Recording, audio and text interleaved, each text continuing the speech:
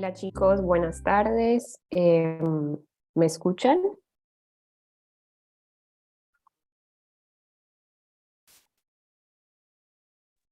Sí, Sí, profe. profe, se escucha.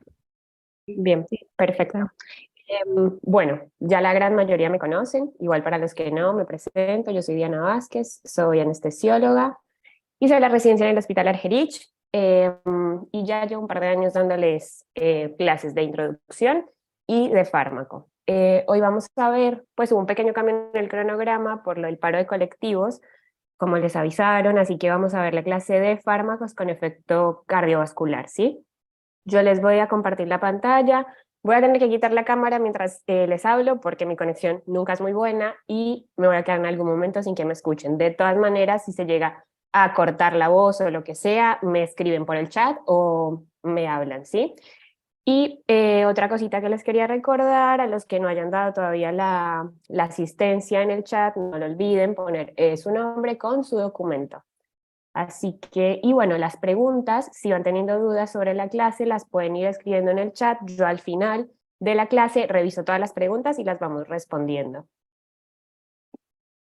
Ahí quito la cámara y les comparto la pantalla.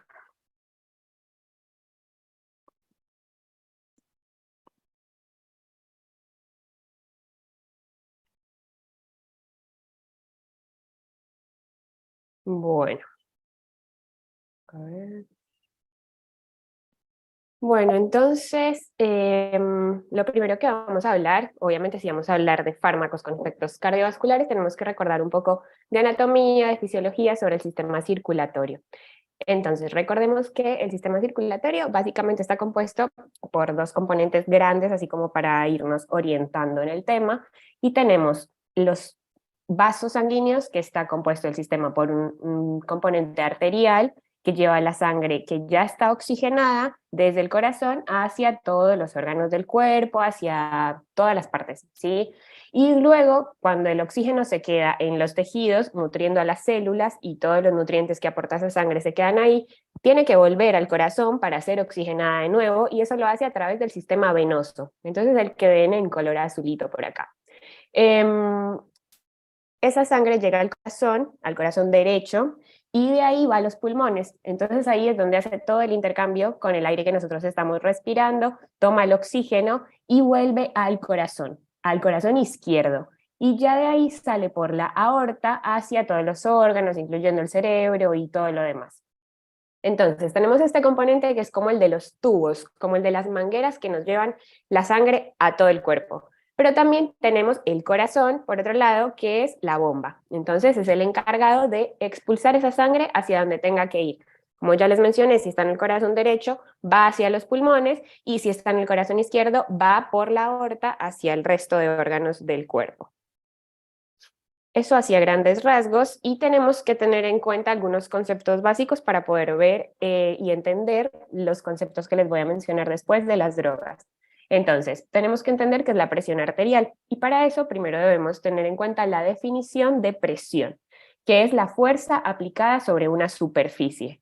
Entonces, cuando ya hablamos de presión arterial, como dice acá en la imagen, esta mide la fuerza que ejerce la sangre sobre las paredes de las arterias. Y la presión arterial la podemos calcular teniendo en cuenta el gasto cardíaco, que más adelante les voy a decir esto, por la resistencia vascular periférica. Esto se los voy a desglosar un poquito más adelante. Y hay otros conceptos sobre gasto cardíaco, precarga, poscarga y retorno venoso que también debemos entender. El gasto cardíaco es la cantidad de sangre que el corazón bombea hacia la aorta en cada minuto, y es la suma de esos flujos sanguíneos. El valor del gasto cardíaco es igual al volumen que sale en cada latido, es decir, cuántos mililitros salen del corazón cada vez que éste se contrae, multiplicado por la frecuencia cardíaca, es decir, cuántos latidos hace el corazón en un minuto. Entonces, cuando multiplicamos estos dos valores, vamos a saber cuánta sangre salió de ese corazón en un minuto. Obviamente ahí vamos a empezar como a tener en cuenta varias cosas, y es que el gasto cardíaco va a aumentar cuando tengamos una frecuencia cardíaca más alta, y va a disminuir cuando tenemos una frecuencia cardíaca más baja, obviamente con la interacción que le ejerce la resistencia vascular a ese corazón, que ya se los voy a mencionar acá. En reposo, el corazón bombea de 4 a 6 litros por minuto, pero cuando estamos haciendo ejercicio intenso, el corazón es capaz de bombear de 4 a 7 veces esa cantidad. Entonces cambia muchísimo de acuerdo a la actividad física que estemos realizando. Un corazón sano, ¿no? Un corazón que está enfermo probablemente no llegue a suplir este requerimiento que tiene una persona haciendo ejercicio. Por eso ustedes ven o van a ver en algún momento de la carrera que los pacientes que tienen insuficiencia cardíaca, cuando ellos intentan así sea caminar un poquito, se van a cansar un montón. O sea, como que sienten que no tienen el oxígeno suficiente, se agitan, les puede doler el pecho y empiezan, algunos incluso también se pueden desmayar y todo esto es debido a que el corazón no es capaz de bombear la sangre con el oxígeno y los nutrientes que necesitan las células del cuerpo para funcionar. Hay otros conceptos un poco más específicos que también es importante que los entendamos y uno de ellos es la precarga. ¿Eso qué es? Es el grado de tensión del músculo cuando empieza a contraerse. Entonces, el ciclo cardíaco tiene dos tiempos grandes que son la sístole y la diástole. La sístole es cuando el corazón se contrae y expulsa la sangre y luego él tiene que relajarse para volverse a llenar. Acá en el dibujito más o menos se puede ver, entonces ustedes ven que cuando se contrae la sangre sale del ventrículo y cuando él se relaja se llena con lo que viene de las aurículas. Entonces, la precarga es esa tensión que tiene el músculo cuando ya está lleno. Por eso acá dice que es la presión a fin de diástole, o sea, cuando ya se terminó de llenar, como ustedes ven acá, ahí, justo en ese momento, eso es la precarga. Es como la presión que tiene la sangre en las paredes del corazón cuando el ventrículo está completamente lleno. Y luego, la poscarga es la fuerza que tiene que vencer ese corazón para poder expulsar la sangre. Piensen cuando ustedes tienen una manguera y está saliendo agua y si le ponen el dedo adelante justo en el orificio por donde sale el agua, cambia totalmente la forma del chorrito que está saliendo, ¿sí? Y eso es porque ustedes les están aumentando esa presión que tienen. Entonces el corazón tiene que sacar esa sangre por unos vasos. En este caso, si hablamos del ventrículo izquierdo, por ejemplo, hablamos de la aorta. Y esa arteria puede estar o contraída o dilatada, de acuerdo a otros factores que vamos a ver más adelante, pero esa fuerza que tiene la aorta va a ejercer como una resistencia a que esa sangre salga del corazón. Entonces a eso le llamamos poscarga. Por eso dice acá que es la carga contra la que el músculo cardíaco ejerce su fuerza contráctil, es decir, la resistencia de la aorta contra la que se debe contraer el ventrículo. Y el retorno venoso es muy importante porque es el principal factor que va a afectar la precarga, porque es lo que nos trae la sangre de vuelta al cuerpo. ¿Se acuerdan que en el dibujito anterior yo les dije que cuando ya la sangre se entrega, digamos, el oxígeno se deja en los tejidos, la sangre tiene que volver al corazón de nuevo para ser oxigenada y volverse a bombear? A eso le llamamos retorno venoso, a toda esa sangre que viene del resto del cuerpo y que vuelve al corazón para completar el ciclo. Básicamente ese es el retorno venoso. ¿Y por qué dice acá que es el principal factor que afecta a la precarga? Porque se acuerdan que les dije que la precarga era la fuerza que había cuando el ventrículo estaba totalmente lleno. Entonces, si no está tan lleno porque hay poco retorno venoso, entonces la precarga va a ser baja. Y bueno, además del sistema cardiovascular, tenemos que entender también y repasar un poco qué es y un poco la fisiología de cómo funciona el sistema nervioso autónomo, porque en estos receptores y mediante la acción del sistema nervioso autónomo es que nosotros vamos a poder aplicar las drogas que tienen un efecto cardiovascular. Así como una definición bastante de libro, pero igual está bueno que se las deje ahí, dice que el sistema nervioso autónomo, también llamado sistema vegetativo, es la parte del sistema nervioso, tanto central, porque tiene una parte central y una periférica, que se encarga de regular las funciones involuntarias del organismo, es decir, del mantenimiento de la homeostasis. La homeostasis es ese estado de equilibrio en el que el cuerpo se encuentra normalmente. Nosotros cuando estamos sanos, nuestro cuerpo está en perfecto equilibrio, tienen todas las funciones bien reguladas, tenemos la presión arterial normal, tenemos la frecuencia cardíaca normal, adecuada a lo que estemos haciendo en ese momento, y todas las otras funciones del cuerpo, la secreción de hormonas, la secreción de saliva, la digestión, la diuresis, o sea, ir a orinar, Todo, absolutamente todo está regulado por el sistema nervioso autónomo. Nosotros no tenemos que estar atentos ni tenemos que estar conscientes de estas cosas, sino que el sistema nervioso autónomo, por eso se llama así, se encarga de hacerlo por nosotros y mantener ese estado de equilibrio. También se encarga de las respuestas de adaptación ante las variaciones del medio externo o interno. Entonces, si nosotros estamos en una situación de peligro, entonces nuestro cuerpo, o sea, nuestro sistema nervioso se va a dar cuenta, digamos, lo va a censar y va a mandar órdenes a todos los órganos del cuerpo para que respondan y estén preparados para nosotros poder hacer frente a esa situación. Pasa lo mismo cuando tenemos frío, cuando hace muchísimo frío afuera, el sistema nervioso autónomo sensa eso y se encarga de hacer que nosotros temblemos, que tengamos escalofrío. Y eso es para producir un poco de calor y responder ante esa variación de temperatura que hubo en el exterior. Pero también se encarga como de las variaciones del medio interno. Cuando tenemos alguna alteración por alguna enfermedad o lo que sea, el cuerpo se encarga de responder de la manera más adecuada.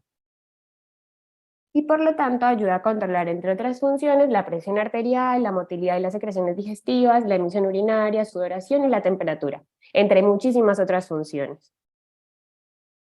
En cuanto a la anatomía del sistema nervioso autónomo, como les decía antes, tiene una parte que es central y otra que es periférica. Entonces, a nivel del sistema nervioso central, tenemos el principal centro que se encarga como de organizar todas esas señales que le llegan, analizar rápidamente qué es lo que tiene que hacer para responder y enviar señales a los órganos. Eso todo sucede en el hipotálamo, donde se controlan las funciones vitales y también se integra el sistema nervioso autónomo del que estamos hablando y el neuroendocrino. Entonces, por eso es que él puede mandar señales hacia el cuerpo para que se produzcan hormonas, para que los vasos se dilaten, para que se contraigan, para que hagan todas estas funciones que yo les decía que ayudan a mantener nuestro equilibrio interno. También otra parte del sistema nervioso autónomo central es el tronco encefálico y las amígdalas cerebelosas. Esos son centros de organización y también de respuesta aguda. Ahí se hacen los ajustes de la hemodinamia, que son momentáneos, y se encargan también de que la ventilación sea automática. O sea, nadie tiene que estar pensando cuántas veces por minuto tiene que respirar. De eso se encarga nuestro sistema nervioso autónomo, de mandar señales y decir qué frecuencia respiratoria debemos tener, que es distinta si estamos acá sentados viendo una clase a punto de dormirnos o si estamos corriendo una maratón. Tiene que responder distinto y cuando el sistema nervioso autónomo está sano, responde como para poder suplir los requerimientos del cuerpo, de acuerdo a la situación en la que estemos. Y el sistema nervioso autónomo periférico está compuesto por dos cosas y es el sistema nervioso simpático, que también se llama adrenérgico y ya vamos a ver por qué, o el sistema nervioso parasimpático o colinérgico. Generalmente los efectos del simpático son totalmente contrarios a los del parasimpático en cada órgano. Ahora tengo un dibujito donde se va a entender mejor. Bueno, acá está.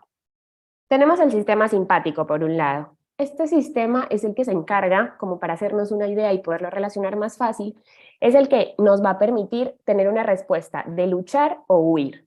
Entonces, cuando estamos en una situación de peligro, ya sea real, porque estamos, no sé, a punto de chocarnos con algo en el auto o porque estamos en la selva y apareció un animal que sabemos que es peligroso para nosotros o lo que sea, nuestro cuerpo necesita responder ante eso. Como prepararnos para nosotros o pelear con ese peligro que está enfrente nuestro o para huir y salir corriendo rapidísimo. Entonces, ¿qué hace este sistema simpático?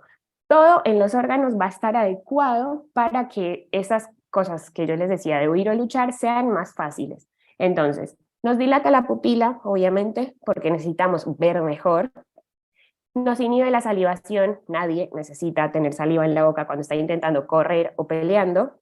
Relaja los bronquios, ¿por qué? Porque necesitamos entrar mucho más aire a nuestros pulmones para que haya mayor intercambio de oxígeno y este pueda llegar a los músculos. Si nosotros estamos corriendo, el músculo requiere muchísima energía y oxígeno. Y eso lo hace el sistema simpático a partir de relajar los bronquios y permitirnos respirar mayor cantidad.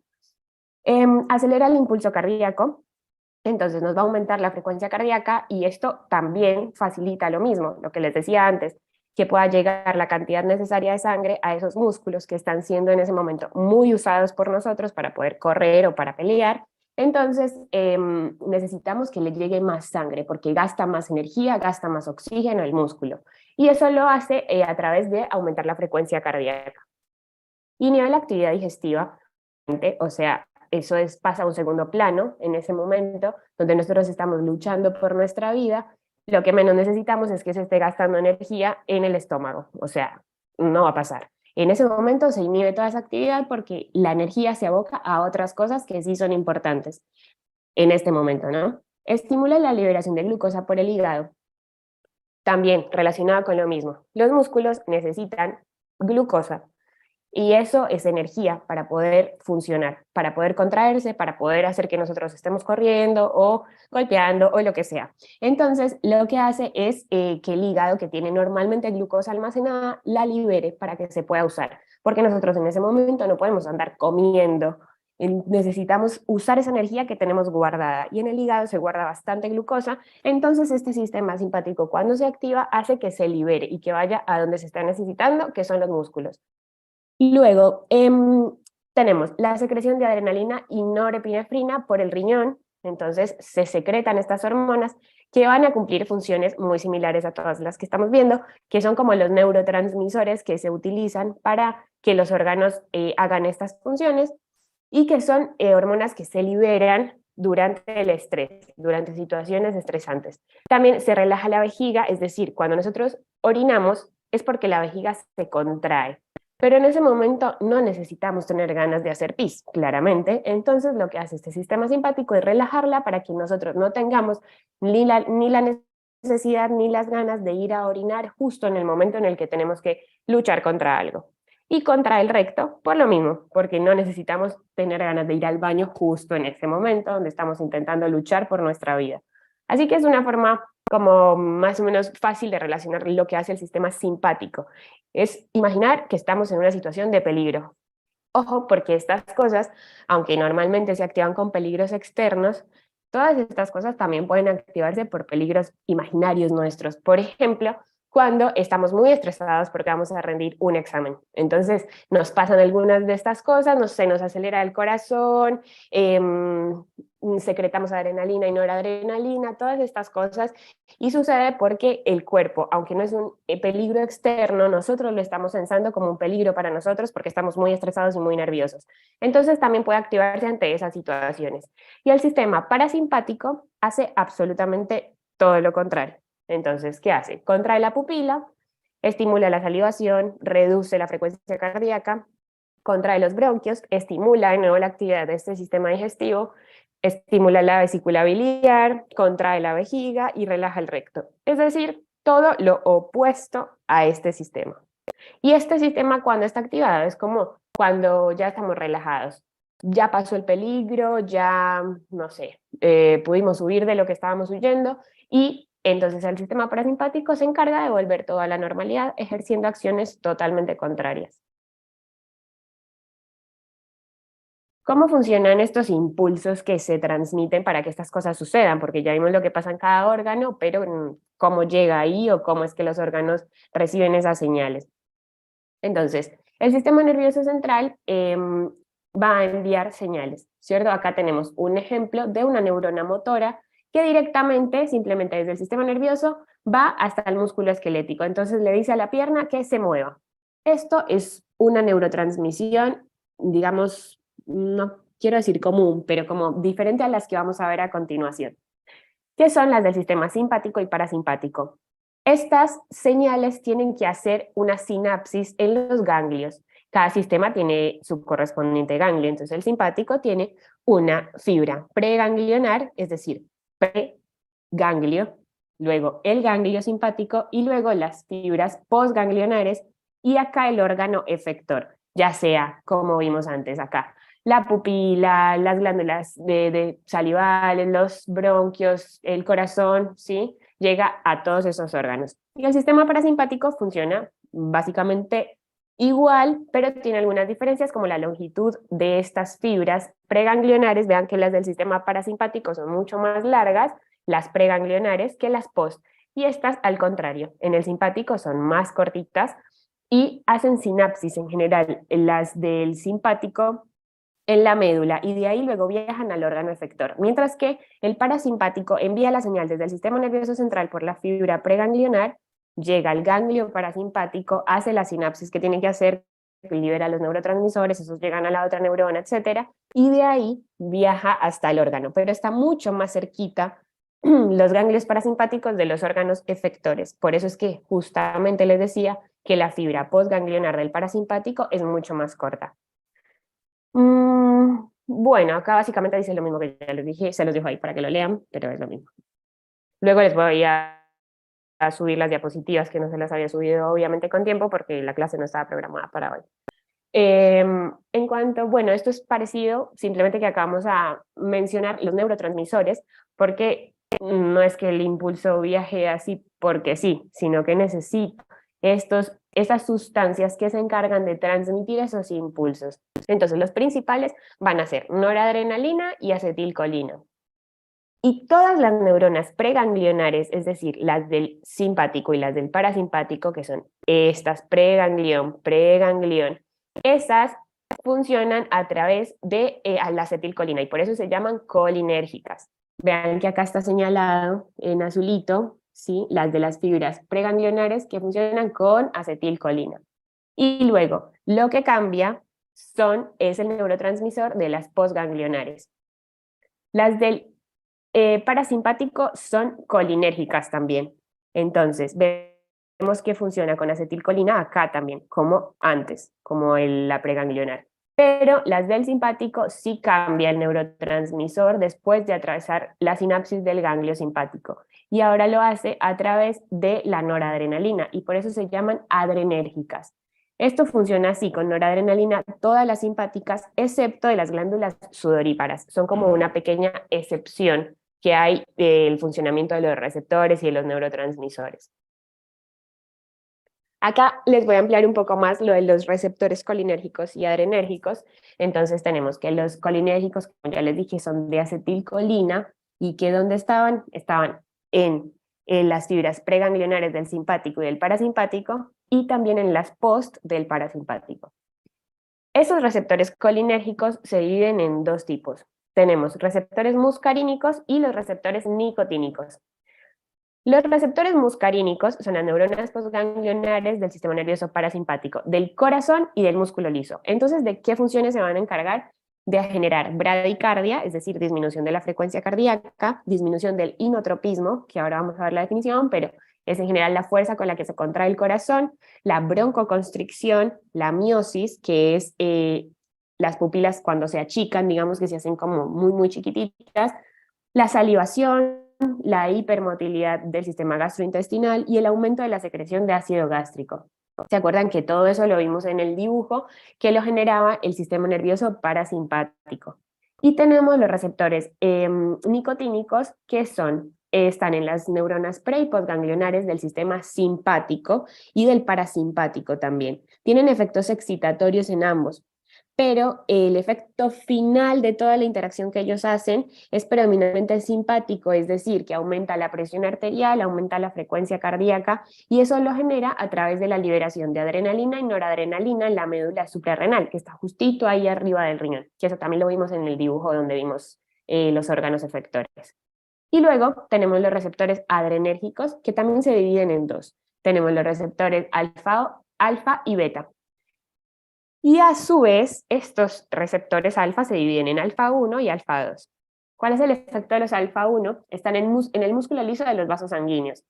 También están en el sistema gastrointestinal, en el útero, en la vejiga, en la piel, y en general aumentan el tono.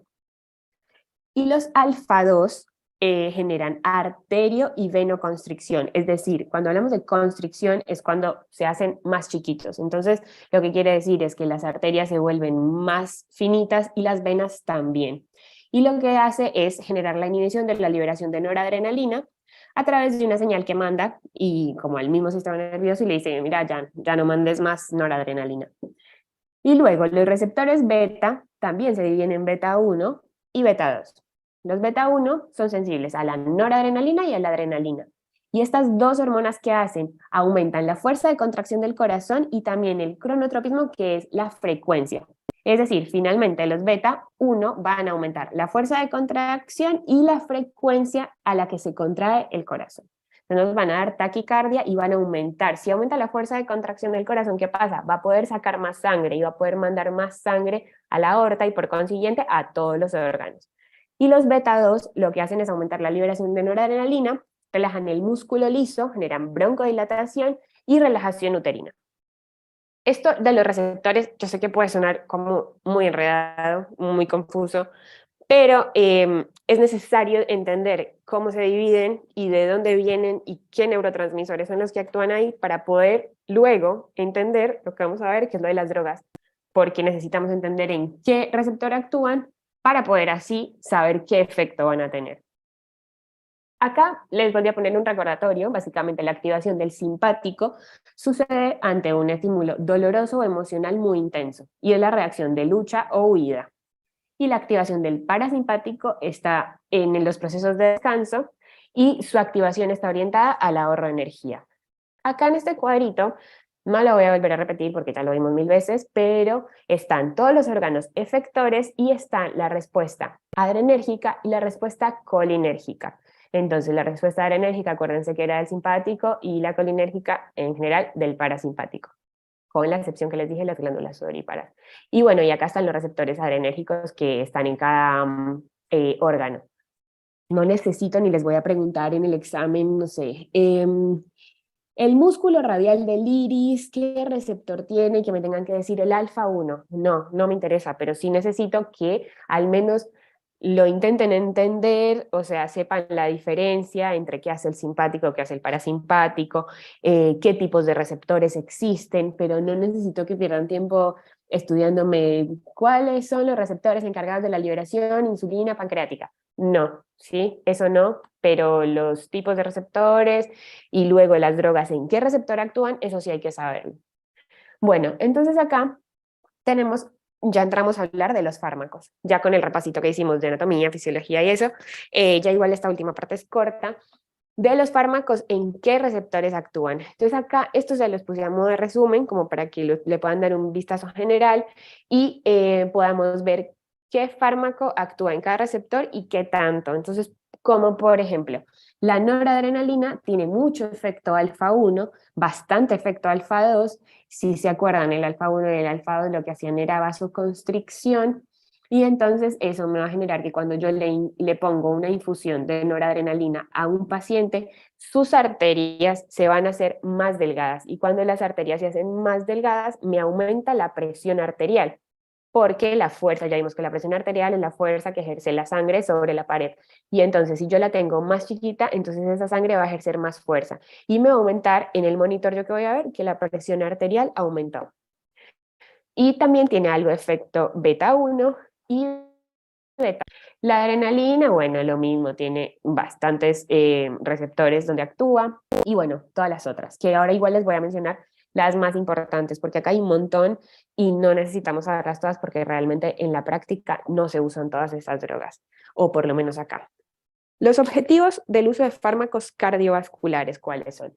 Primero, mantener una presión de perfusión adecuada de los órganos vitales en situación de vasodilatación periférica o de colapso cardiocirculatorio. Entonces, cuando un paciente por alguna razón tiene sus arterias dilatadas, va a tener la presión baja. Esto sucede en muchas situaciones clínicas. Por ejemplo, un paciente que está con una infección súper grave tiene una sepsis y puede hacer un shock séptico. Entonces, debido a toda esa infección generalizada que ya está circulando por la sangre y por todo el cuerpo y que le está afectando sus órganos, ese paciente va a tener las arterias súper anchas, o sea, como súper gruesas, redilatadas. Y entonces, ¿qué pasa? Que la sangre es la misma cantidad, ese paciente tiene la misma cantidad que tengo yo en este momento, que tengo mis arterias de tamaño normal. Entonces, si ese paciente las tiene muy dilatadas, él no tiene más sangre como para llenarlas y lo que va a pasar es que no le va a llegar suficiente sangre a los órganos vitales, incluido el corazón, el cerebro, el riñón, el hígado y cualquier órgano que ustedes quieran. Entonces, yo necesito cuando esto sucede, una vasodilatación por alguna razón que puede ser, como les digo, por un shock séptico o un colapso cardiocirculatorio porque el paciente tuvo un infarto y su corazón quedó súper afectado y tuvo un paro y salió recién de la reanimación, pero todavía su corazón no está funcionando bien, o tiene una vasodilatación porque yo le hice, por ejemplo, una anestesia raquídea, que eso lo que me inhibe son todos estos estímulos del sistema simpático que mantienen el tamaño normal de las arterias y se dilatan todas porque yo le puse anestésico local ahí y lo que hice fue inhibir esos impulsos del sistema nervioso que la mantenían normal, entonces se me va a hipotensar. Yo en el monitor voy a ver que ese paciente está hipotenso y en esos casos es donde necesitamos usar estas drogas con efecto cardiovascular. También, como les decía, tras una disfunción ventricular aguda, ya sea por el shock séptico, por un shock cardiogénico que sucede, por ejemplo, cuando tenemos un infarto, que el corazón queda como atontado y no puede bombear sangre adecuadamente, porque tengo una enfermedad coronaria, es decir, las arterias del corazón están tapadas y no le está llegando suficiente oxígeno a esas células musculares del corazón y no puede bombear adecuadamente sangre a los órganos, o porque tengamos una insuficiencia cardíaca aguda o crónica. Todas estas son razones por las que vamos a usar fármacos cardiovasculares. Estos fármacos tienen una clasificación, esto es importante, de ahí salen preguntas del examen, así que léanlo. Tenemos fármacos inotrópicos, y estos son los que aumentan el rendimiento cardíaco. ¿Se acuerdan que les dije que aumentaba la fuerza con la que se contraía el corazón? Bueno, eso es la contractilidad, la fuerza con la que esas fibras se contraen. Y el gasto cardíaco. Obviamente, si un corazón está bombeando y contrayéndose súper fuerte, va a poder expulsar mucha más sangre hacia la aorta y los órganos, que si está apenas con una contracción muy, muy debilucha porque se infartó y se le murieron células y está todavía como sin funcionar adecuadamente, se contrae apenas un poquito. De ahí de ese corazón va a salir muy poca sangre y entonces no va a poder llegar a los órganos. Entonces, los inotrópicos son estos que aumentan el rendimiento cardíaco, aumentando la contractilidad y el gasto cardíaco. Los fármacos lucitrópicos son los que aumentan la relajación de la fibra miocárdica. No solo es importante que el corazón se contraiga, obviamente que lo es, para que pueda expulsar la sangre, pero ese corazón tiene que relajarse para volverse a llenar, porque si no se llena bien de sangre y no se relajó adecuadamente, entonces no va a poder bombear sangre, porque si no está relajado, no le entra sangre y luego cuando él se contraiga para expulsarla, no va a tener prácticamente nada dentro, entonces no va a salir nada y a los órganos no les va a llegar. Así que los lucitrópicos son los que aumentan esa relajación de las fibras del corazón para que se pueda llenar adecuadamente. Luego tenemos fármacos que son cronotrópicos y eso, como el cronómetro, de ahí viene, es como de frecuencia, como de tiempo. Entonces, ¿qué son estos? Los que aumentan la frecuencia cardíaca. Los latidos por minuto que hace el corazón son aumentados con los fármacos cronotrópicos positivos. Ojo, que también podemos tener en caso de algunos fármacos que sean cronotrópicos negativos, es decir, que bajen la frecuencia cardíaca. Pero en general hablamos de frecuencia cuando hablamos de cronotrópicos. Y los fármacos presores, que lo que hacen es aumentar la resistencia vascular sistémica y por lo tanto la tensión arterial. La resistencia vascular es eso que yo les decía, como la fuerza que ejercen los vasos según qué tan contraídos o qué tan dilatados estén, como esa fuerza que ellos ejercen contra el corazón. El corazón tiene que luchar y vencer esa fuerza que tienen las arterias para poder mandar la sangre. Entonces, cuando nosotros, como ya les venía diciendo varias veces, sí, yo lo que hago es vasoconstricción, es decir, que genero que esas arterias se achiquen, se vuelvan más finitas, yo voy a estar aumentando esa resistencia vascular y eso, por lo tanto, como lo voy a ver reflejado en el monitor, con un aumento de la tensión arterial. Entonces, ahí tenemos la clasificación de estos fármacos cardiovasculares de acuerdo a la función que tienen y es importante para luego ver qué hace cada uno. Primero les voy a dar como unas clasificaciones entre cuáles son de cada tipo, digamos, y luego les voy a hablar de los que realmente usamos y que son como más comunes, que necesito que se aprendan más específicamente. Tenemos entonces los agonistas. Primero, vamos a hablar de los fármacos vasoconstrictores, que se clasifican en alfa puros, es decir, que solamente tienen efecto alfa, como su nombre lo dice, que son la metoxamina y la que realmente vamos a hablar, la fenilefrina. Los agonistas alfa mixtos, es decir, tienen alfa, pero también tienen efecto en otros, son la dopamina, la efedrina, adrenalina y noradrenalina. Ahora vamos a ver cada uno. Entonces, la fenilefrina, acabamos de ver que era un agonista alfa puro. Entonces, lo que hace es agonismo a nivel del receptor alfa 1, a nivel vascular y miocárdico. Genera vasoconstricción arteriolar, entonces cuando hace las arterias más finitas, ya sabemos que aumenta la resistencia y que esa resistencia que se le ejerce al corazón, como vimos al principio, se llama postcarga. Tiene menor efecto sobre la contractilidad cardíaca, es decir, no es que él va a poner el corazón a latir más fuerte, sino que lo que va a enfocarse sobre todo es en la vasoconstricción arteriolar. No aumenta la frecuencia cardíaca en absoluto, no hace eso porque no tiene efecto en los receptores beta, como vamos a ver ahora, a diferencia con otras drogas. Las indicaciones, ¿cuándo tengo que usar fenilefrina?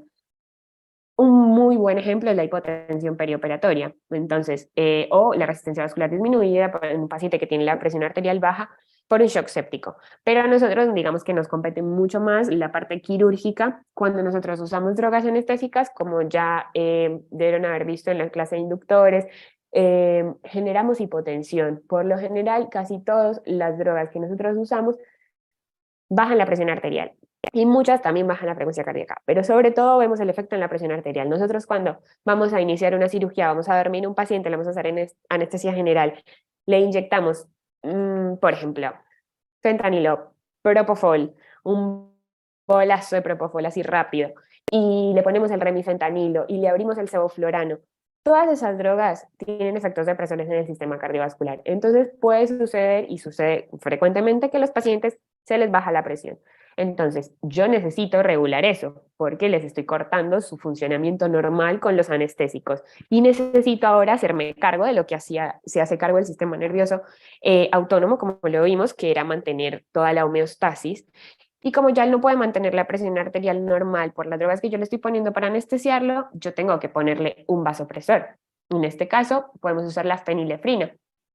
Cuando un paciente se hipotensa por las drogas que usamos anestésicas, perfectamente podemos usar feni para aumentar esa presión arterial. Y los efectos secundarios son bradicardia refleja. Esto apréndanselo muy, muy bien, porque esto me hace la diferencia con otros fármacos y también me va a ayudar en el momento de elegir cuál usar. Necesito saber qué hace con la frecuencia cardíaca, porque no es que la produzca directamente, sino que cuando hace vasoconstricción arterial se genera un reflejo que baja la frecuencia cardíaca. Entonces, si yo a un paciente que tiene en el monitor una presión de bajita, pongámosle 75-40, si yo a ese paciente le quiero hacer una medicación para subirle esa presión, tengo que ver cómo está la frecuencia, porque si el mismo paciente tiene una frecuencia cardíaca de 42 latidos por minuto, que es muy baja, yo no le voy a hacer fenilefrina. ¿Por qué? Porque esa frecuencia me va a bajar aún más y me va a hacer 35, 33 y eso puede ser muy peligroso para el paciente, dependiendo. Entonces, yo necesito saber que la feni me genera bradicardia refleja. Y me va a hacer la diferencia, por ejemplo, con otras drogas como la efedrina, que ya lo vamos a ver. El mecanismo de acción de la efedrina genera liberación endógena de noradrenalina y estimula directamente los receptores beta 1 y beta 2. Genera vasoconstricción de las arterias, de las venas y, ojo acá, aumenta la frecuencia cardíaca. Eso no lo hacía la fenilefrina, porque tenía solamente efecto en los receptores alfa, les devuelvo un momentito, agonista alfa 1, entonces no tiene efecto en la frecuencia cardíaca, o sea, no la va a aumentar, sí la va a disminuir por reflejo, eso ya lo vimos, pero no la va a aumentar porque no tiene receptores beta, que son los encargados de esa función, y no tiene tampoco mucho efecto sobre la contractilidad. En cambio, la efedrina, como sí tiene efecto beta 1, beta 2 y algo de alfa, me hace todos los efectos, tanto vasoconstricción como aumento de la frecuencia cardíaca y también me aumenta la contractilidad.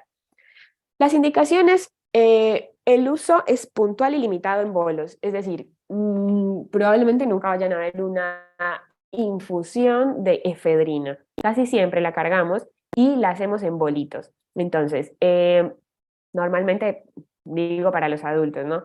La ampolla la diluimos en 10, en una jeringa de 10 y vamos haciéndole. Si el paciente yo le veo un poquito hipotenso, entonces digo, bueno, hagámosle 1 centímetro de efedrina, de esa dilución que ya hice. Entonces yo le hago un bolo, que es 1 centímetro, y dejo que actúe. No es que yo le ponga una infusión como si vamos a ver con otros medicamentos. ¿Y para qué lo usamos, la efedrina? Hipotensión en anestesia regional. Anestesia regional es, por ejemplo, una anestesia raquídea.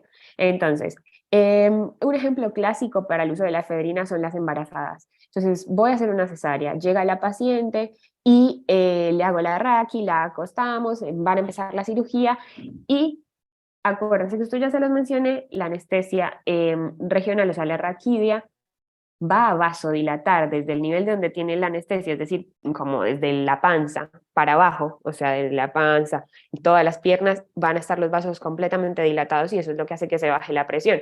Entonces, yo puedo perfectamente usar efedrina para hacer vasoconstricción, sobre todo, como dice acá, si se acompaña de bradicardia. Si esa paciente me hizo, por ejemplo, después de la raquídea, una frecuencia cardíaca de no sé, entró con 80 y ahora tiene 55, yo no le voy a hacer fenilefrina como vimos antes porque me va a llevar la frecuencia a 40. Yo necesito que suba un poco esa frecuencia y la presión al mismo tiempo. Entonces uso efedrina porque hace los dos efectos.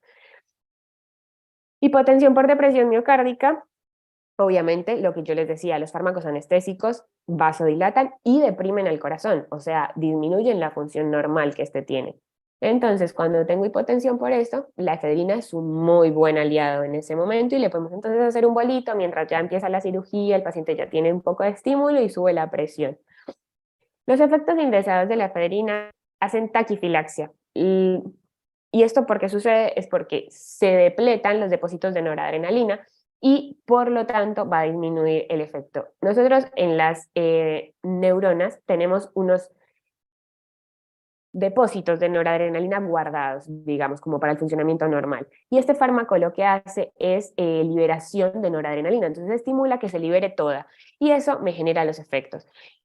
Pero ¿qué pasa? Que nosotros no tenemos ilimitada noradrenalina guardada. Entonces, en algún momento, si yo ya usé efedrina un buen rato, ya no voy a tener noradrenalina ahí guardada en los depósitos. Entonces, el efecto, ¿qué va a pasar? Se va a disminuir. O sea, por más que yo le siga haciendo bolos y bolos y bolos de efedrina, ya no me van a funcionar porque ya no tiene de dónde sacar la noradrenalina que requiere para su mecanismo de acción. A eso se refiere la taquifilaxia. Otro fármaco que vamos a usar, yo creo que de los que más vamos a usar o más van a ver ustedes, van a aprender a armarlo, van a usarlo en muchísimas cirugías, es la noradrenalina. ¿Cuál es el mecanismo de acción de la nora?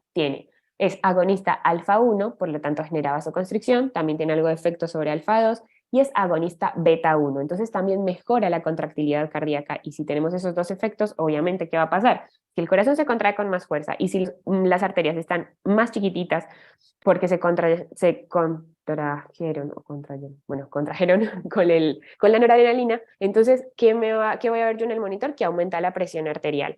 ¿Cuáles son las indicaciones para usar noradrenalina? El shock séptico, ya lo hemos visto en muchos lugares, muchas drogas se pueden usar, pero la nora es de las que más se usan. Son pacientes que requieren hacer una vasoconstricción porque están muy vasodilatados por la infección. Entonces necesitan que esas arterias se vuelvan chiquitas. Y, por ejemplo, en los postoperatorios de bypass cardíaco, cuando los pacientes tienen enfermedad coronaria, tuvieron ya un infarto, tienen las arterias tapadas y les están haciendo cirugía de corazón para generar que vuelva a fluir la sangre adecuadamente. Después de esa cirugía, los pacientes pueden tener un síndrome de resistencia baja, entonces es como una vasodilatación y eso obviamente que le va a generar la presión arterial baja y en un paciente que se acaba de operar del corazón no queremos tener una presión arterial baja. Así que vamos a usar una infusión de noradrenalina. Esta se usa en infusión, no se usa en bolos. La efedrina sí se usaba en bolos, como lo acabamos de ver. La fenilefrina se puede usar tanto en bolos como en infusión, pero la noradrenalina siempre, siempre, siempre en bomba. Siempre. Se tiene que diluir. Las diluciones se pueden preparar de acuerdo a lo que requiera el anestesiólogo. Por ejemplo, en unidad de terapia intensiva preparan, como son pacientes que están ahí por varios días y que requieren estas infusiones, lo que hacen es que en un suero de poco volumen, puede ser de 100 mililitros, diluyen varias ampollas, 4 ampollas, por ejemplo, de noradrenalina. Entonces queda demasiado concentrada y la infusión que tienen que hacer es de muy pocos mililitros por hora. En cambio, nosotros en quirófano, por ejemplo, podríamos hacer una dilución de una ampolla de noradrenalina en 500 mililitros. Entonces queda una concentración muy chiquita, como que queda muy diluida en esa cantidad de suero. Y eso pasa porque nosotros podemos pasar más volumen porque vamos a tener al paciente 1, 2, 3 horas en la cirugía, diferente a la terapia. Entonces, se pueden usar distintas concentraciones, así que el anestesiólogo cuando les pida que armen noradrenalina, en general les va a explicar cuántas ampollas tienen que diluir en cuánto suero, pero sepan que siempre tiene que ir en bomba de infusión. La noradrenalina es muy potente. Si se llegan a equivocar de ampolla y le inyectan a un paciente un bolo de noradrenalina, el paciente se va a infartar y a morir, muy probablemente. Así que aprovecho que estamos hablando de este fármaco para decirles, recordarles, porque me imagino que ya se los han dicho y se los van a decir 1000 veces en las prácticas, lean muy bien las ampollas. Porque a todos nos puede pasar un error, pero nosotros debemos encargarnos de que eso sea lo menos probable, porque estamos cuidando al paciente y necesitamos leer la ampolla cuando nos la entregan en farmacia, cuando la estamos cargando, antes de tirarla. Hay ampollas muy parecidas entre sí. Por ejemplo, la noradrenalina es igualita al ondansetron, que es un medicamento que usamos para las náuseas y los vómitos. Y ese se pasa en bolo. Entonces, ¿qué puede pasar? Que confundimos las ampollas y que cargamos 2 centímetros pensando que es ondansetron para que el paciente no vomite después y se lo mandamos todo de una en bolo, 2 centímetros. Y era una ampolla de noradrenalina que nosotros por no haber leído las 2, 3 o 5 veces si son necesarias, nos equivocamos, era una ampolla de noradrenalina, le mandamos 2 centímetros de la ampolla, que es una dosis extremadamente alta. Imagínense que esto siempre se tiene que diluir en suero. ¿Qué pasa si la cargamos directo de la ampolla? Ese paciente, si no se muere, por lo menos infartado va a terminar. Entonces, sepan que estas drogas son de muchísimo, muchísimo cuidado. Tenemos que siempre estar atentos y leerlas 1000 veces. Bueno, luego el paréntesis que les hice, los efectos indeseados de la noradrenalina. Si yo contraigo demasiado las arterias, entonces me va a aumentar la presión, sí, pero si las contraigo tanto, tanto, no me va a llegar ni siquiera sangre al hígado y al riñón, por ejemplo. Esas arterias van a estar tan contraídas que no van a permitir que haya intercambio de oxígeno hacia esos órganos ni de nutrientes. Entonces esto no lo queremos porque se nos puede morir parte del hígado, se nos puede morir parte del riñón y dejar de funcionar adecuadamente. Entonces tenemos que ser también cuidadosos con la dosis. Y necrosis si se extravasa. Normalmente esta droga se pasa por vía central porque es una vena muchísimo más gruesa, que además el catéter está mucho más insertado, entonces es muy difícil que el catéter se mueva del lugar y está dentro de la vena y ahí estamos bien. Pero ¿qué pasa? A veces nosotros tenemos pacientes que no requieren una vía central para la cirugía, pero están un poquito hipotensos. Y nosotros le podemos pasar noradrenalina muy diluida, como la que les dije que armamos en quirófano, para que la presión suba un poco y lo pasamos por una vía periférica. Entonces el paciente tiene un 18 en el brazo. Bueno, y le estamos pasando noradrenalina. Tenemos que estar muy seguros que esa vía está bien puesta, porque si esa vía no está dentro de la vena, sino que la puntita se movió y está fuera, metida en el músculo o en el tejido celular subcutáneo, lo que va a pasar con la noradrenalina es que ya va a ejercer igual su efecto ahí, localmente, y va a contraer esos pequeños capilares y los vasitos que irrigan al músculo y al tejido graso y al celular subcutáneo. Va a contraer tanto esos vasos que va a dejar de llegar oxígeno. Entonces, ¿qué va a pasar? Se va a morir ese pedazo de músculo, se va a morir ese pedazo de piel y eso puede ser muy grave. Entonces hay que tener muchísimo cuidado de que la vía esté bien puesta dentro de la vena.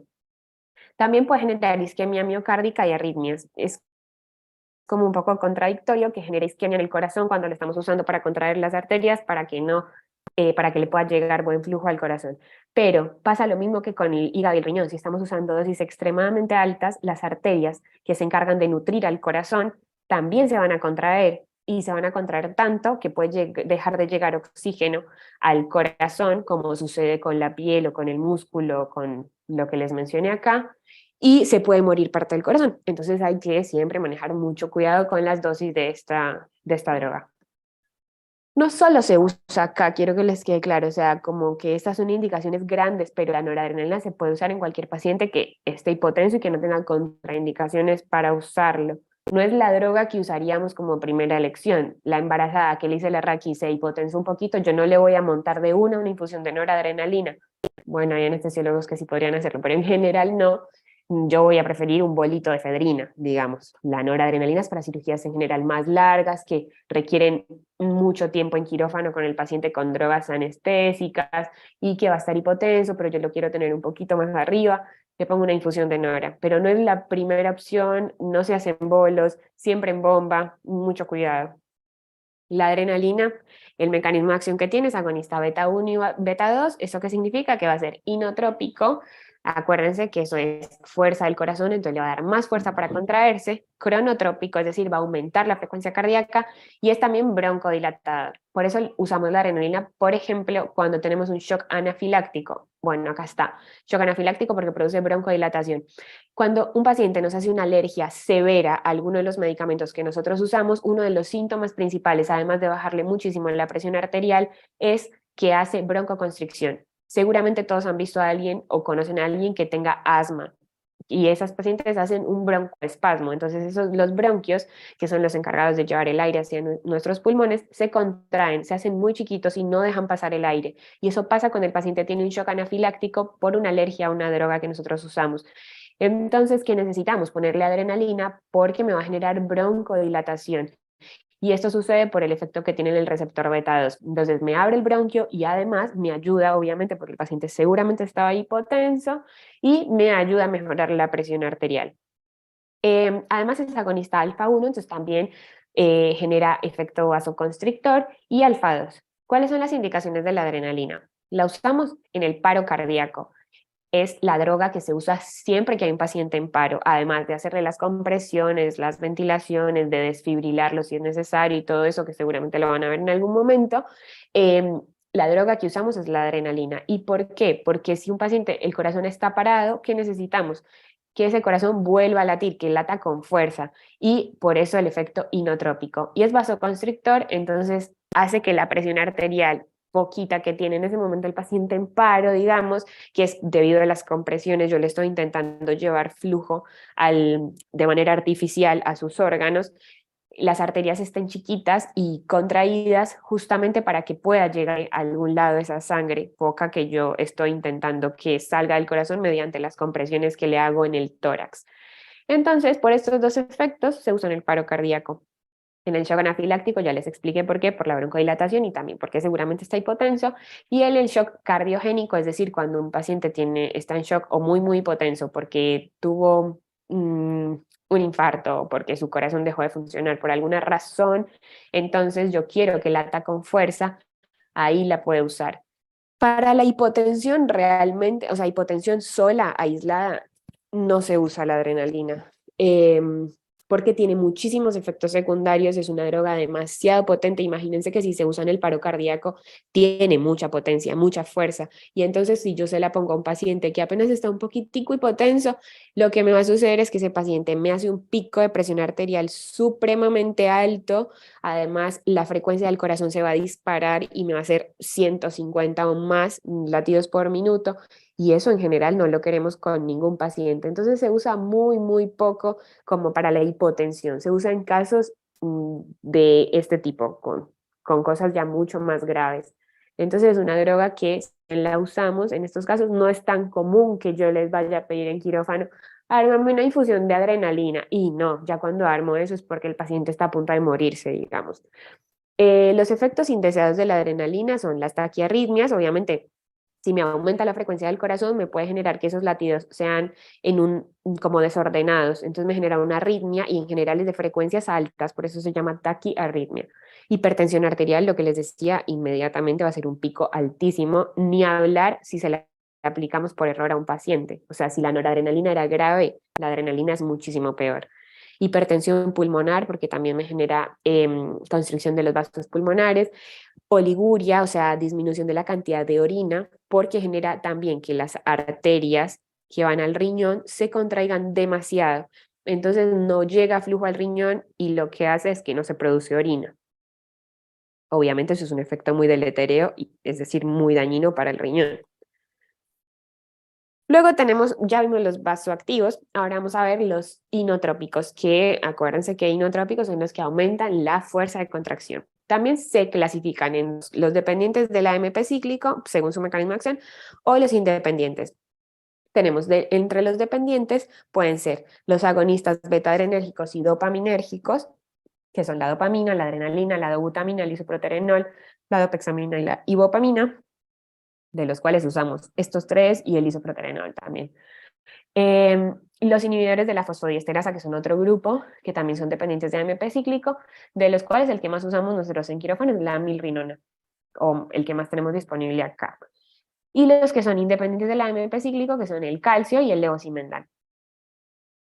Entonces, la dopamina, lo que tiene de particular es que es un mecanismo de acción progresivo a medida que aumentó la dosis. Entonces, primero, a dosis bajas es agonista dopaminérgico, o sea, solamente en los receptores de dopamina, y lo que hace es aumentar el flujo sanguíneo que llega al riñón y al mesenterio. Cuando aumenta un poquito más la dosis, lo que me genera es un efecto agonista beta 1 y beta 2. Y ya vimos en los otros ejemplos que el efecto beta es un inotrópico, o sea, aumenta la fuerza de contracción. Y cuando aumento aún más la dosis, ya lo que hace es actuar en los receptores alfa 1. Y ahí es donde hace un efecto vasopresor, o sea, vasoconstricción. Las indicaciones de usar dopamina son paciente con insuficiencia cardíaca, puede usarse también en el paciente con shock séptico y en un paciente hipotenso, secundario a que tenga la resistencia vascular sistémica, o sea, las arterias muy dilatadas y por lo tanto la resistencia disminuida, o que tenga un gasto cardíaco muy bajo.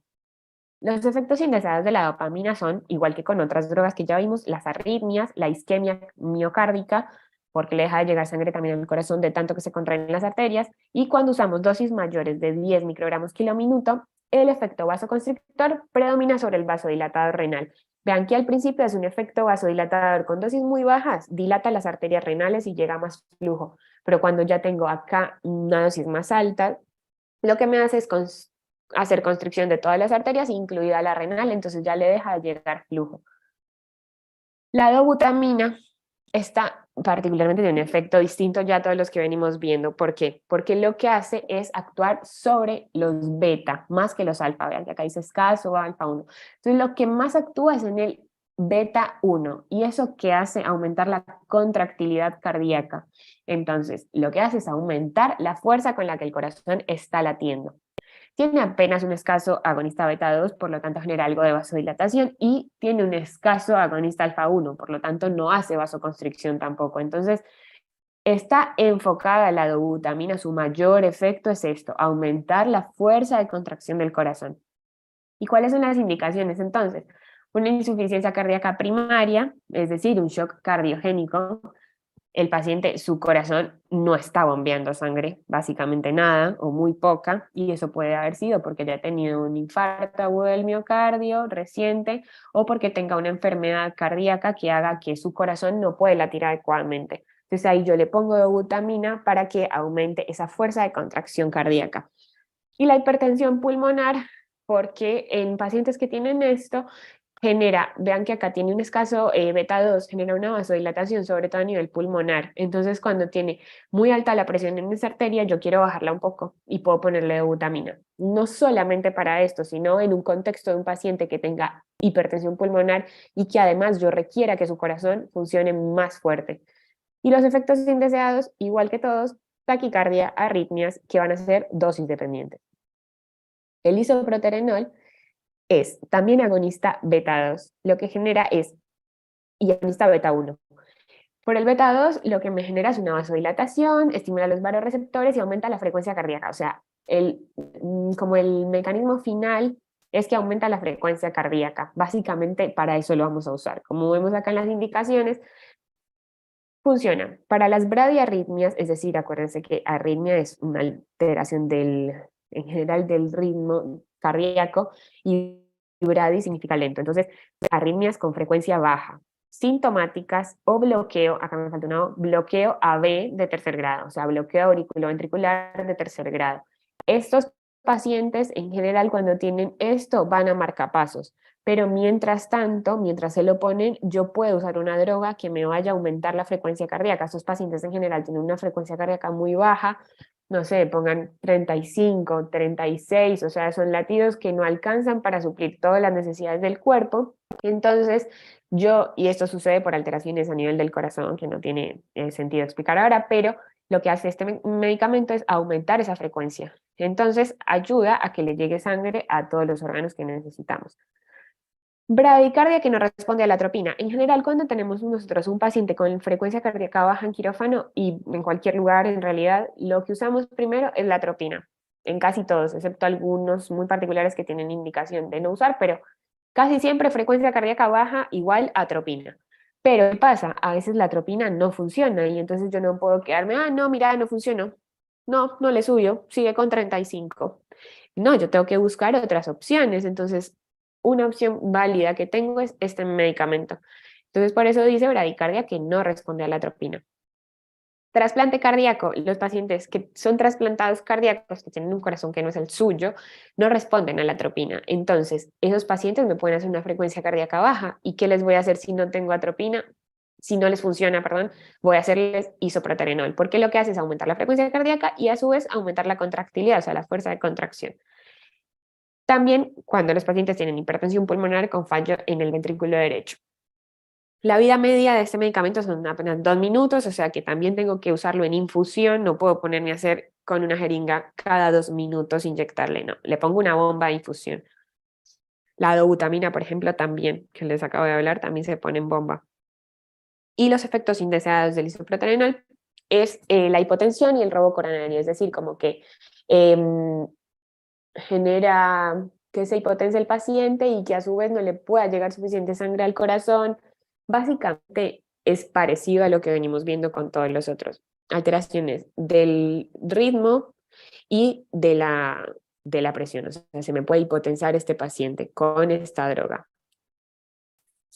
La amrinona y la milrinona, que yo les decía que la milrinona es la que siempre vemos en quirófano, pues acá por lo menos, el mecanismo de acción es que inhibe la fosfodiesterasa 3, eso genera aumento del AMP cíclico y finalmente lo que me interesa es que aumenta el calcio intracelular. El calcio adentro de las células tiene muchísimas funciones y entre esas está la contracción muscular, ya sea de los músculos esqueléticos o del músculo cardíaco. Entonces, si yo no tengo calcio dentro de la célula, esa célula no se va a contraer. Y si es una célula del corazón, ese corazón va a estar ahí todo flojo, sin poder tener fuerza para la contracción. Y esta droga lo que hace es justamente aumentar la cantidad de calcio que hay dentro de la célula y eso me facilita que pueda tener mayor fuerza de contracción esa célula y por lo tanto genere que el corazón se contraiga mejor y expulse más sangre. No depende de los receptores beta, y lo que genera es aumento de la contractilidad cardíaca, reducción de las resistencias pulmonares y sistémicas, o sea que en general me vasodilata a los pacientes, me reduce por lo tanto la precarga, me reduce también la poscarga, porque si dilató las arterias, entonces si dilata la aorta, por ejemplo, el ventrículo tiene que hacer menor fuerza y eso significa que la poscarga es menor. También al dilatar las venas no me va a llegar tanta sangre al corazón y eso va a disminuir la precarga. También disminuye el consumo de oxígeno del corazón y mejora el gasto cardíaco. Las indicaciones, bueno, se usan pacientes que tienen insuficiencia cardíaca, esos corazones que no funcionan, que no laten bien, que no se contraen adecuadamente, entonces yo puedo usar milrinona para ayudarle a que se contraiga mejor. La cirugía reconstructiva aórtica, bueno, se usa realmente lo que más se usa es en cirugía cardíaca o pacientes que tienen hipertensión pulmonar porque, como decía por acá, reduce las resistencias pulmonares. Entonces, eso es como que vasodilata un poco ahí el pulmón, las arterias que van al pulmón. Y eso disminuye la hipertensión que ese paciente tenía. Los efectos indeseados, pues al dilatar las arterias y las venas, como les acabo de mencionar con todo, ¿qué me puede generar? Que se me baje la presión. Entonces, en general, cuando yo uso milrinona, debo usar otra droga que me ayude a mantener la presión, porque esta, si bien me ayuda a que el corazón se contraiga bien, me genera dilatación y eso baja la presión. Entonces, no se usa casi nunca sola, casi siempre se usa en compañía de otra, puede ser, por ejemplo, noradrenalina o sí, casi siempre nora. El levosimendan es un medicamento muy caro que casi no se usa precisamente por eso, pero que tiene un mecanismo de acción muy interesante y es que incrementa la sensibilidad del calcio de los filamentos de la célula cardíaca. y actúa también sobre los canales de potasio. Entonces, ¿qué hace? Que las arterias coronarias, es decir, las que llevan el oxígeno al corazón, se vasodilaten. Entonces se dilatan y pueden llevarle más oxígeno al corazón. Y también genera un poco de vasodilatación sistémica. Lo que hace es aumentar la contractilidad cardíaca, entonces aumentar esa fuerza de contracción sin aumentar la cantidad de oxígeno que necesita, que realmente la isquemia miocárdica, o sea, los infartos del corazón se producen porque requiere más oxígeno del que le está llegando. Entonces acá el paciente, si bien el corazón se le está contrayendo más, no aumenta esa necesidad de oxígeno para poder hacer esa contracción más fuerte, sino que puede seguir funcionando con la cantidad de oxígeno que le está llegando. Entonces eso es muy bueno en los pacientes que tienen enfermedad coronaria, porque tienen un poco obstruida el flujo de sangre al corazón. Las indicaciones son insuficiencia cardíaca, es un fármaco general de segunda línea, está asociado a otros fármacos, nunca lo vamos a usar de primero, sino cuando los otros no me funcionaron. Y bueno, lo que les decía, es súper costoso. Los efectos indeseados están relacionados también con la vasodilatación, que puede generar lo primero hipotensión y cefalea también.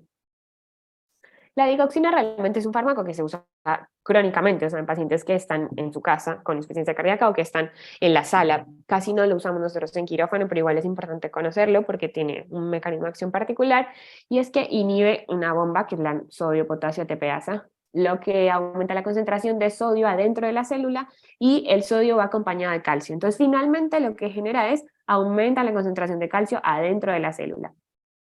Y ya les dije que es necesario el calcio para poder contraerse bien. Tiene acciones directas sobre el miocardio y acciones indirectas sobre el sistema cardiovascular, mediadas por el sistema nervioso autónomo. Cuando está indicado en pacientes que tienen insuficiencia cardíaca congestiva crónica, que es lo que más está dañado, es la función sistólica, o sea, la contracción, justamente aumenta el poder de contracción de las fibras, insuficiencia cardíaca asociada a fibrilación auricular, arritmias supraventriculares, o sea, fibrilación auricular, aleteo auricular, taquicardia supraventricular, todas estas arritmias que están en las aurículas, digamos. Y los efectos indeseados es, como todos los que ya vimos, arritmias, síntomas digestivos y puede generar ginecomastia a largo plazo, es decir, en los hombres puede generar aumento del tamaño de las mamas, que obviamente en general los hombres no quieren eso. Los fármacos vasodilatadores, ya para terminar, contrario a todo lo que vimos ahora o a los vasoconstrictores en realidad, lo que hacen es relajar la pared vascular y lo que hace eso es reducir tanto la precarga como la poscarga. Las indicaciones de los fármacos son la hipertensión perioperatoria y la insuficiencia cardíaca. O sea, si un paciente está muy hipertenso, ¿yo qué quiero? Que las arterias se contraigan más o que se dilaten. Que se dilaten. ¿Por qué? Porque eso me va a bajar la presión arterial. Va a ser el efecto contrario a todo lo que venimos viendo. También en los pacientes que tienen insuficiencia cardíaca y que necesitan que haya una vasodilatación. Entonces, en esos pacientes se usan estos fármacos vasodilatadores. Y tenemos varios también. Entonces, tenemos, por ejemplo, una clasificación que es de acuerdo como al tipo de acción. Los directos, de los cuales lo que más usamos es el nitroprusiato y la nitroglicerina, y los inhibidores de la enzima convertidora de angiotensina, que son captopril, enalapril, bueno, son estos que las personas que son hipertensas toman en su casa, por ejemplo, que lo que hacen es bajar la presión porque vasodilatan. Los alfa-agonistas de acción central, donde tenemos la alfa-metildopa, las prostaglandinas, que en realidad los usamos un poco, excepto la clonidina, es la que más se usa de este grupo, y los bloqueantes alfa-adrenérgicos, que de estos la verdad que no usamos muchos en quirófano. Voy a mencionarles solo los que usamos, que son la nitroglicerina. A dosis bajas genera vasodilatación de las venas y de las arterias del corazón. Disminuye la precarga, el trabajo cardíaco y el consumo de oxígeno. Si un corazón tiene que latir muy fuerte para vencer esa resistencia que le está ejerciendo la aorta, tiene que hacer mucho trabajo, mucho esfuerzo, y ese esfuerzo requiere oxígeno.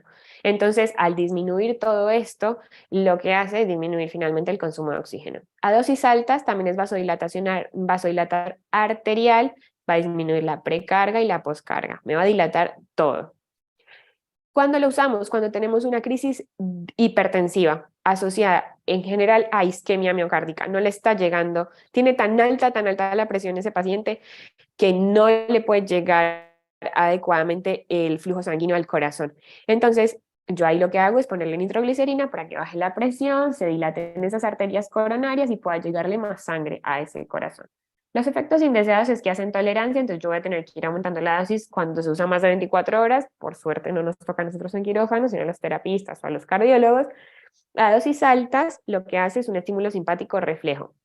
Entonces, cuando yo me paso, digamos, ya de la dosis donde hace su efecto normal, puede generar taquicardia, aumento del consumo de oxígeno, y entonces ya ahí no nos sirve tanto, no nos estaría haciendo bien, sino como lo contrario. Y el nitropusiato, que es muy parecido, genera vasodilatación venosa y arterial, es un hipotensor súper potente, o sea, yo le cuelgo una infusión de nitropusiato a un paciente y le va a bajar la presión sí o sí, rápidamente. Disminuye la precarga y la poscarga, aumenta el gasto cardíaco y la frecuencia cardíaca. Las indicaciones son urgencias hipertensivas, pacientes demasiado hipertensos que tienen 200, 250 de sistólica, por ejemplo, o cuando requiero hacer hipotensión en el intraoperatorio, pero esto cada vez se usa menos porque ahora tenemos drogas como el remifentanilo, que lo usamos en general para mantener la anestesia, que es un opioide, y este genera vasodilatación. Entonces, si ya tenemos otro agente que podemos usar que es menos nocivo, menos extremo, digamos, para el sistema cardiovascular y podemos generar un poco de hipotensión con él, vamos a preferir usarlo. Pero bueno, antes usábamos nitrofusiato para eso. Los efectos indeseados en los tratamientos largos es que genera un metabolito tóxico y hay que tener mucha precaución en la insuficiencia hepática y renal. O una cosa que hay que tener muy en cuenta con el intrafusiato debe ser mantenido protegido de la luz. Viene en general con una bolsita de plástico negra el frasco del medicamento. Y bueno, para terminar, quería decirles que todos los fármacos vasoactivos deben usarse con extremo cuidado, inicialmente a dosis bajas, incrementando progresivamente la dosis hasta conseguir el efecto deseado. Debe monitorizarse siempre la TA y el electro para detección de arritmias, porque ya vimos que casi todas generan como efectos secundarios las arritmias. ¿Y cómo me voy a dar cuenta yo? Porque lo tengo monitorizado al paciente. Igual, en ningún contexto se le pondría ninguna de estas drogas a un paciente que está sin un monitor, o sea, sin tomarle la presión arterial y sin mirar su frecuencia cardíaca y su ritmo cardíaco, ninguna posibilidad de que yo le ponga una droga de estas. Nada, eso es todo. Vamos a ver si hay alguna preguntita. Profe, tengo una pregunta. Sí, dime. Si, por ejemplo, se acumulan bolitos, ¿no? Por ejemplo, de atropina, Sí. como para eh, regular al paciente, ¿no? Ujú. Y no están pasando, ¿no? Porque ponele que haya pasado algo con la vía, no sé, y de repente se los pasas todos juntos. Sí. ¿Eso tiene alguna consecuencia? Sí, puede ser muy grave. ¿Por qué? Porque tú estás haciendo la dosis de bolitos. Entonces, el bolito, supongamos que la dosis era 1 mililitro. Y entonces el paciente, tú no te habías dado cuenta y tenía la chapita del suero cerrada.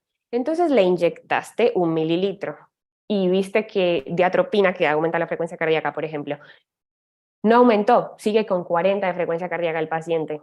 Bueno, dices, bueno, necesita un poquito más. Le voy a hacer otro mililitro.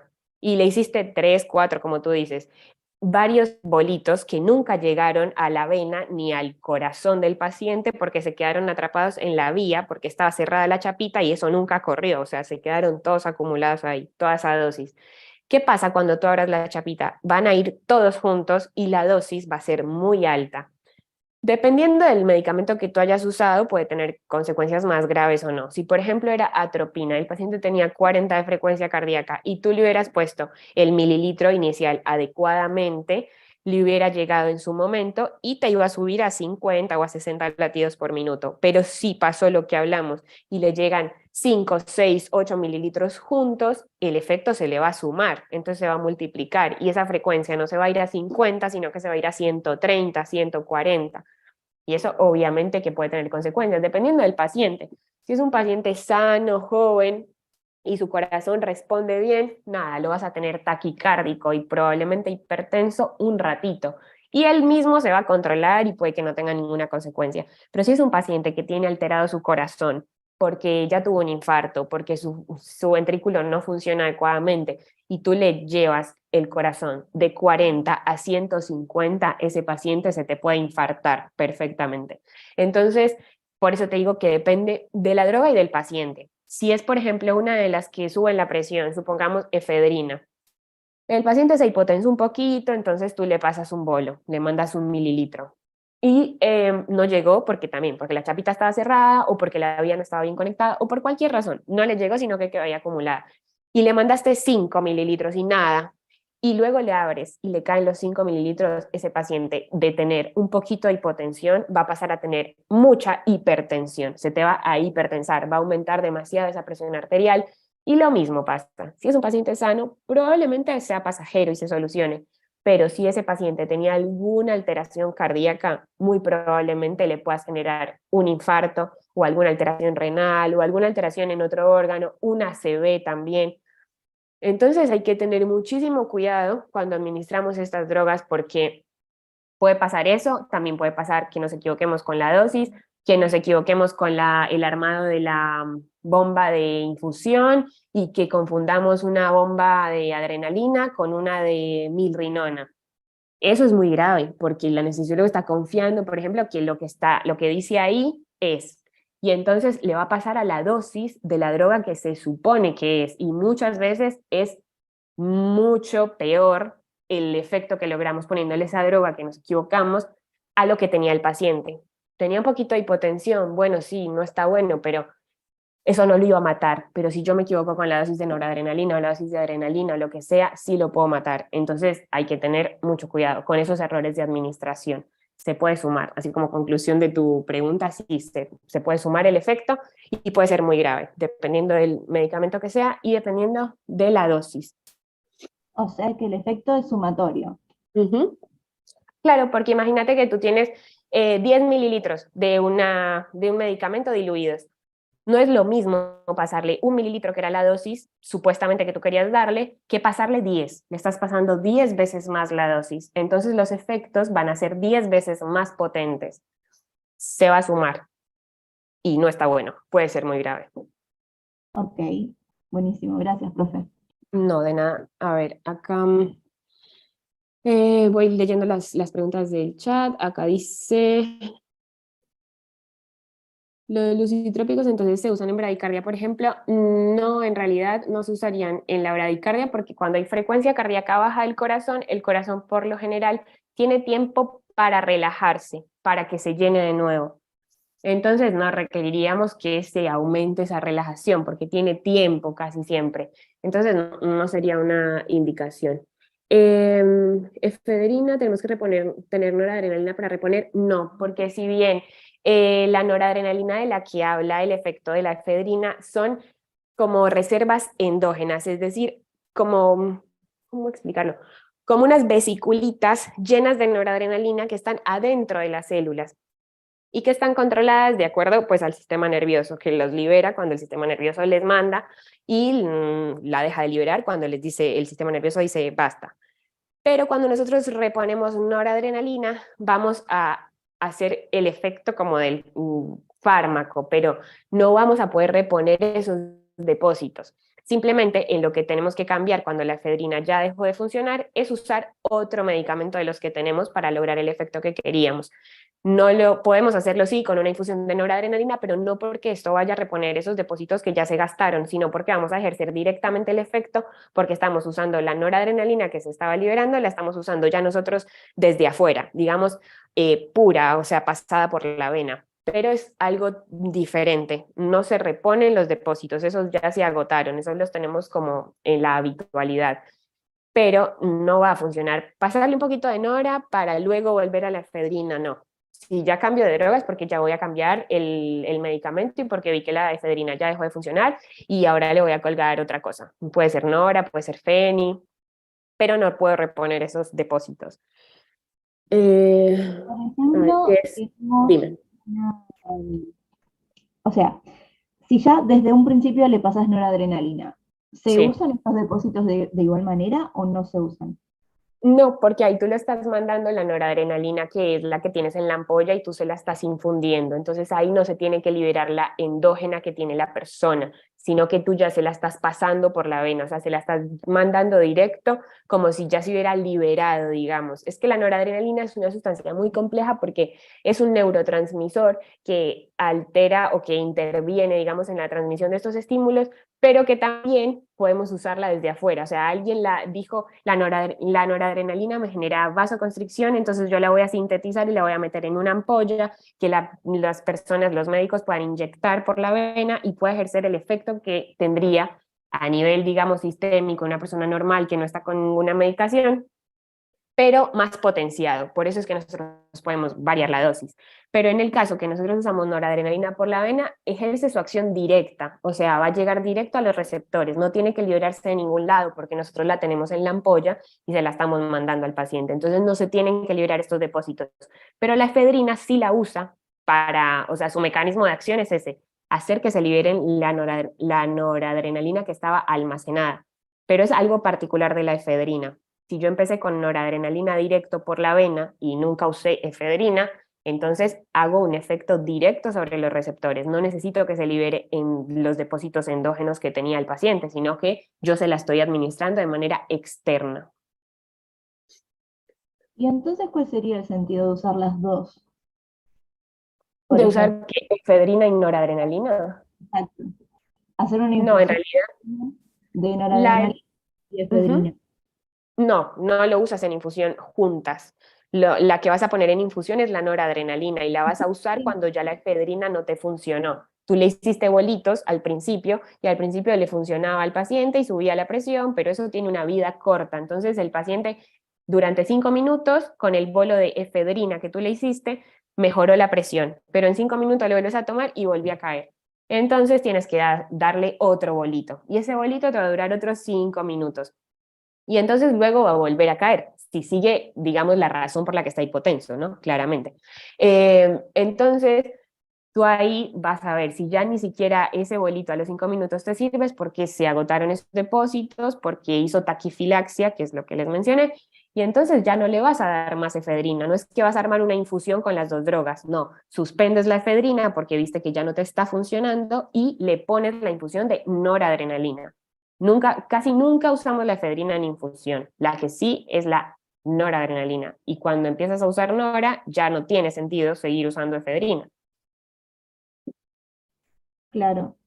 Mi pregunta iba justamente porque yo vi que en las prácticas ponen siempre la infusión de noradrenalina y a veces pasa que le pasan efedrina y claro, no entendía, o sea, le pasan tipo en bolitos.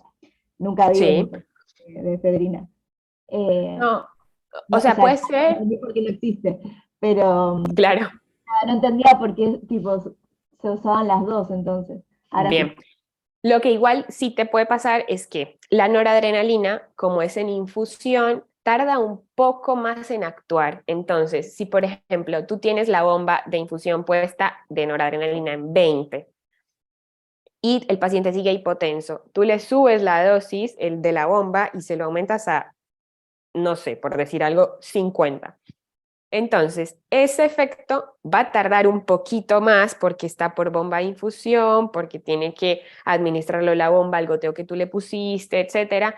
Tarda un poquito más en hacer efecto que si tú le mandas 1 centímetro de otra droga directamente en bolo. O sea, los bolos, por regla general, actúan rápido, de lo que sea. O sea, la adrenalina en el paro se usa en bolo, no la puedes poner en infusión porque se va a demorar 10 años en alcanzar concentraciones en el cuerpo adecuadas para generar un efecto fuerte. Entonces, por eso la tienes que usar en bolo, tipo meterla toda la dosis de una. En cambio, la bomba de infusión es una infusión más controlada de drogas que son, si bien muy potentes, requieren una titulación, o sea, un cambio de dosis más lento. Entonces, por eso es que quizá hayas visto que tenga ya la infusión de Nora, pero por ahí justamente todavía no tiene la cifra de presión arterial que tú querías y le puedes mandar otra droga porque acuérdate que la noradrenalina no libera los depósitos endógenos, entonces cuando le inyectas la efedrina sí se liberan y se suma esa noradrenalina que se le liberó por la efedrina a la infusión que tú le estás dando. Entonces por ahí, para un efecto rápido, podrías llegar a darle un bolo de algo mientras la infusión alcanza la concentración adecuada en sangre para tener un efecto fuerte o el efecto deseado, digamos. Entonces, por eso, pero no es que sean ni de uso común ni que todos lo hagamos, que pongamos las dos drogas realmente. Puede ser para algo muy particular, como lo que te digo, como para que aumente rápido, mientras le va llegando la nora y va subiendo despacito. Cuando ustedes cambian la dosis de noradrenalina como en bomba de infusión, por lo general el paciente se lleva unos minutitos en acomodarse, o sea, necesitas que le llegue desde la bomba hasta la vena y de la vena a todo el sistema y que alcance concentraciones más altas de las que ya tenía, porque tú le subiste la dosis. Eso tarda un poco, no es que sea inmediato, tú pones la bomba en 50 y la presión de una sube. No, no es tan rápido, se tarda un poquito. Entonces, si tú necesitas ahorrar ese tiempo y tener la presión más alta mientras la noradrenalina hace ese efecto lento, porque es en infusión, puedes dar un bolo de otra droga, que de hecho en los cardios se hace, por ejemplo, que usamos feni. Entonces, si bien el paciente ya tiene la infusión de noradrenalina puesta, si se hipotensa un poquito en la inducción, nosotros lo apoyamos con bolitos de feni. Puedes usar las dos cosas, pero en esos casos muy, muy particulares. No es que de rutina se usen esas dos drogas juntas, y es como para darle el tiempo a la infusión de nora a que llegue a las concentraciones ideales para que suba mucho más la presión. Como te ahorras ese tiempo porque es en bolo, entonces en bolo siempre va a ser más rápido. Genial, gracias, profe. No, de nada. El mediador de la despolarización muscular es acetilcolina. La acetilcolina esterasa, de hecho, es lo que la enzima que se encarga de degradar la acetilcolina. ¿Este tema entra en el parcial? No, este tema no entra en el parcial. El parcial, supongo que el de la semana que viene es el que tenían hoy, que se los aplazaron por lo del paro. Sigue igual, o sea, el examen de la próxima semana es hasta donde vieron y hasta donde habían estudiado supuestamente para el examen que era hoy. Este tema entra en el otro parcial, en el que viene. La dopamina se utiliza en bolos o en infusión. En infusión. O sea, casi todas estas drogas que vimos, a excepción de la feni y la efedrina, casi todas, sí todas, se usan en infusión, pero porque los efectos son demasiado potentes y demasiado riesgosos. Entonces, lo mismo que les decía ahora, es muy distinto el tiempo que tarda un bolo de algo en hacer efecto, que es muy rápido porque piensen que ustedes administran 1 centímetro con toda la dosis y ese centímetro le llega rápidamente al corazón y a todo el sistema del paciente. Entonces el efecto es rapidísimo, mientras que si ustedes ponen una bomba de infusión, lo que les decía, se tarda unos minutos en llegar y en hacer el efecto. Entonces casi todas estas drogas, como les digo, excepción efedrina y fenilefrina, de las que vimos en la presentación, todas se usan en bombas de infusión. Tienen que titularlas muy lento porque los efectos son muy riesgosos. O sea, no es cualquier cosa estar jugando con la presión del paciente y con la frecuencia cardíaca. Los efectos secundarios son muy graves, como ya les dije, muchas arritmias, puede hacer un paro el paciente, puede tener un infarto, una ACV, puede tener falla renal, o sea, son cosas extremadamente graves que son la vida o la muerte literalmente. Entonces, todas estas drogas se usan en bomba, excepto esas que están adecuadas, con una dilución adecuada. Ojo también cuando empiecen las prácticas, rotulen bien todo, por ejemplo, la fenilefrina por lo general para bolos, se puede usar en infusión, pero lo más común es que lo usemos en bolos, depende del hospital igual.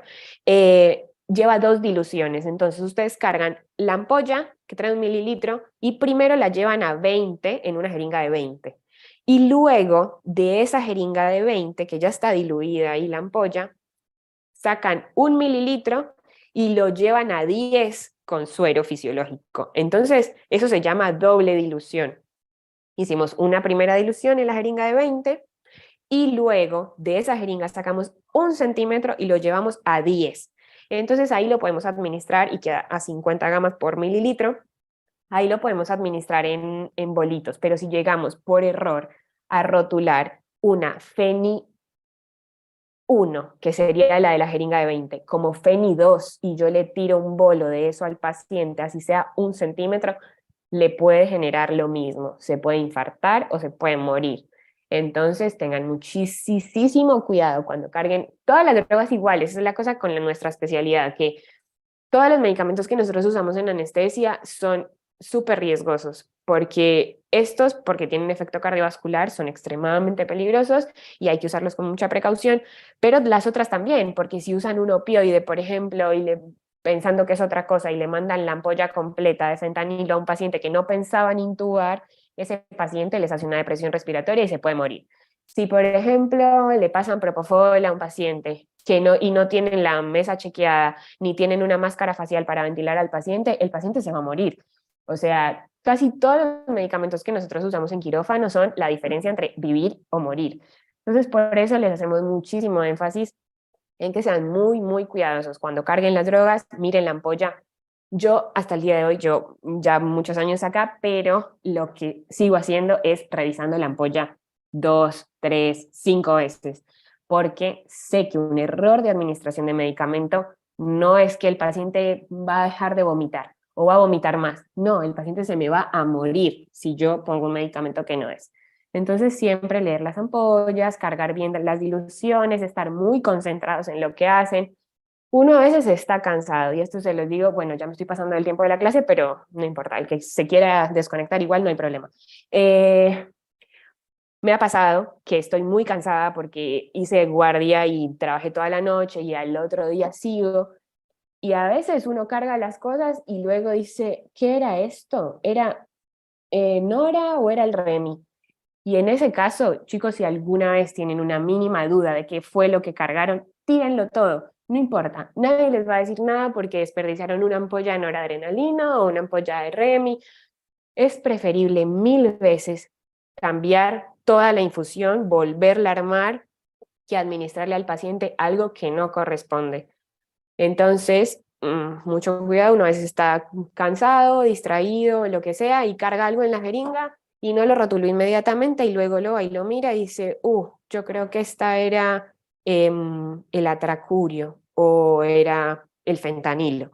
Y tienen efectos totalmente diferentes, entonces tiren las dos y vuelvan a cargarlo, no pasa nada, o sea, 1000 veces vamos a preferir todos, el paciente y nosotros, que carguen las cosas de nuevo a que le pasemos algo al paciente que no estemos seguros. Siempre mucho cuidado con la administración de los medicamentos. No sé si tienen alguna otra duda. Bueno, chicos, espero que les haya servido, que se haya entendido. Es un tema no tan, no sé, no tan ameno para estudiar porque son muchos receptores, muchas cosas, pero nada, o sea, intenté como dárselos de la manera más práctica posible. Pero bueno, yo sé que cuando lo vayan a leer, lo repasen y todo, perfectamente van a poder responder las preguntas de los exámenes. Cualquier pregunta me mandan al mail y bueno.